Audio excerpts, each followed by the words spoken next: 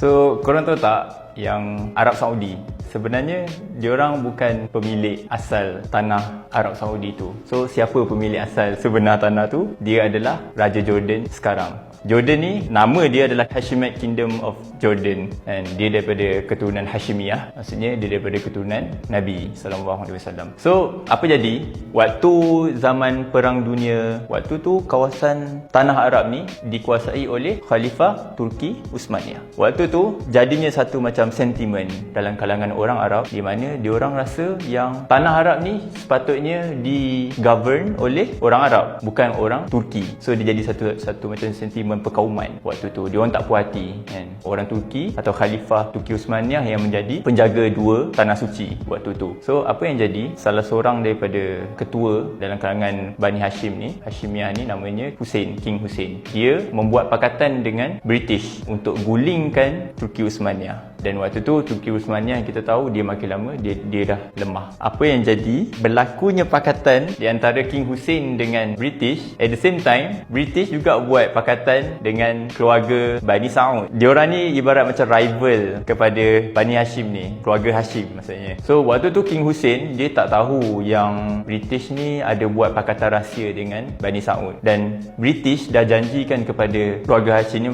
kepada King Hussein ni, yang dia akan jadi Malikul Arab. Dia akan jadi raja segala tanah Arab. Maksudnya jika Turki Uthmaniyah jatuh, dia berjaya gulingkan Turki Uthmaniyah, dia bantu British untuk gulingkan Turki Uthmaniyah, the whole tanah Arab ni milik dia. Yang kita tahu sekarang, the whole tanah Arab tu adalah Saudi Arabia, Jordan, Iraq, Palestin, Syria. The whole tanah Arab ni dia kata akan diberikan kepada King Hussein. So jadinya salah seorang daripada ambassador daripada Britain, nama dia Lawrence, dialah yang menjadi macam pelopor kepada penguasaan British di tanah Arab. Dia jadi macam dia yang suntik semangat perkauman, semangat revolusi. Dia yang suntik ideologi yang bahawa tanah Arab ni milik orang Arab, bukan milik Turki. So King Hussein ni adalah yang termakan cakap tu, dan dia lancarkan satu revolt, dia Arab Revolt, di mana dia bawa satu pasukan askar daripada kalangan bangsa Arab untuk menentang Turki Uthmaniyah waktu tu. Dan peristiwa Arab Revolt ni diorang jadikan sebagai hari kemerdekaan diorang. Disebabkan peristiwa ni menjadi, orang kata, antara punca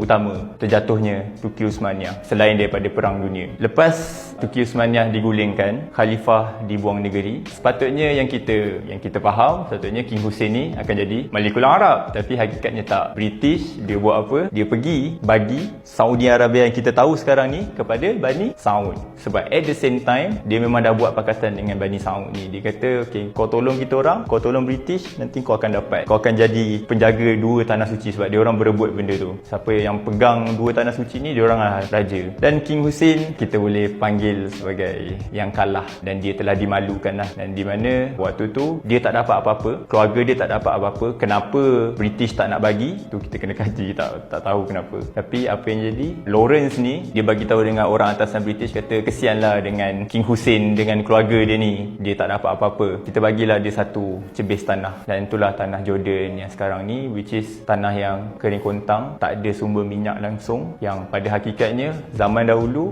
Jordan ni adalah hanya laluan kafilah, laluan pedagang sahaja, bukan tempat tinggal. So ni adalah satu bentuk pengajaran yang sangat besar disebabkan oleh semangat perkauman, semangat asabiah di antara orang Arab ni. Diorang termakan cakap penjajah, termakan cakap orang luar, bersama-sama diorang jatuhkan khalifah waktu tu, dan akhirnya tanah Palestin yang di mana terletaknya Al-Haram Al-Sharif, Masjid Al-Aqsa, tergadai disebabkan peristiwa ni. Sebab waktu tu Turki Uthmaniyah menguasai seluruh tanah Arab, tapi sebab jatuhnya khalifah, jatuhnya ketua, hilanglah jati diri, hilanglah khilafah Islamiah di dunia ni.